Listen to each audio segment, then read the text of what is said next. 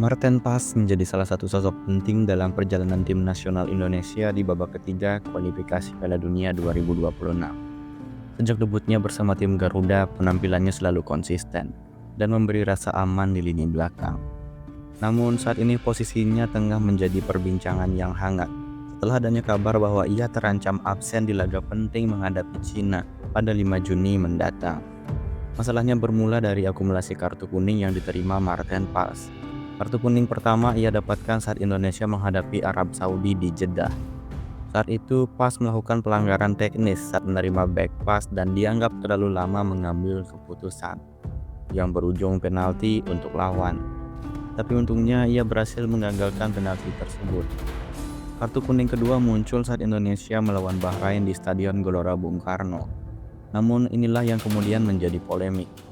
Awalnya situs resmi AFC tidak mencatat adanya kartu kuning untuk Paes dalam pertandingan tersebut. Sebaliknya, PSSI justru mencatat kartu kuning itu dalam match summary resmi yang mereka terima dari wasit asal Tajikistan yang memimpin laga. Situasi ini sempat membingungkan karena adanya perbedaan data antara dua sumber utama, yaitu PSSI dan AFC. Kemudian setelah dilakukan konfirmasi langsung ke AFC, diketahui bahwa kartu kuning tersebut benar-benar tercatat dan masuk ke dalam sistem AFC.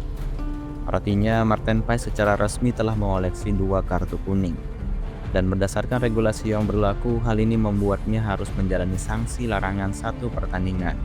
Itu berarti ia tidak dapat tampil saat Indonesia menjamu Cina di laga yang sangat penting nantinya. Ketidakhadiran Paes tentu menjadi kerugian besar bagi tim nasional.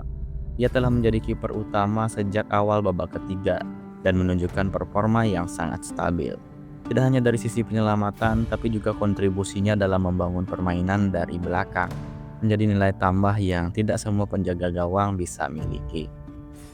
Terlebih, adaptasi dan komunikasi Paes dengan lini belakang Indonesia juga sudah cukup baik, mengingat ia beberapa kali menyelamatkan tim dari situasi yang sulit. PSSI sendiri saat ini dikabarkan sedang mengupayakan banding atas keputusan tersebut ke AFC. Banding ini ditujukan untuk meminta pembatalan kartu kuning kedua yang diterima Paes saat menghadapi Bahrain. Upaya ini masih berjalan dan belum ada keputusan resmi yang diumumkan ke publik. Jika banding ini dikabulkan, maka Paes berpeluang tetap bisa bermain dan menjaga gawang Indonesia saat melawan Tiongkok nanti. Langkah banding ini cukup masuk akal sih, mengingat pelanggaran yang dilakukan saat melawan Bahrain bukanlah sebuah pelanggaran yang berat, melainkan dianggap mengulur waktu.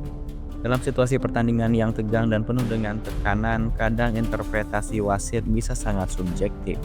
Karena itu, selama proses banding dilakukan secara profesional dan bukti yang diajukan kuat, peluang untuk membatalkan kartu kuning itu tetap terbuka lebar.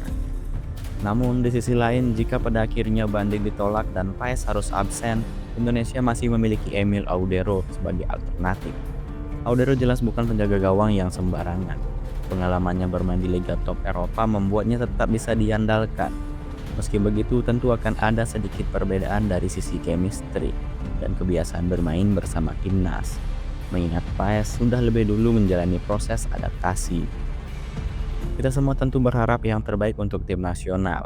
Situasi ini menjadi pengingat bahwa sepak bola tidak hanya bicara soal strategi dan kualitas pemain, tapi juga soal detail-detail kecil seperti kartu kuning yang bisa berdampak sangat besar pada pertandingan berikutnya. Kita tunggu aja bagaimana keputusan resmi dari AFC dalam waktu dekat.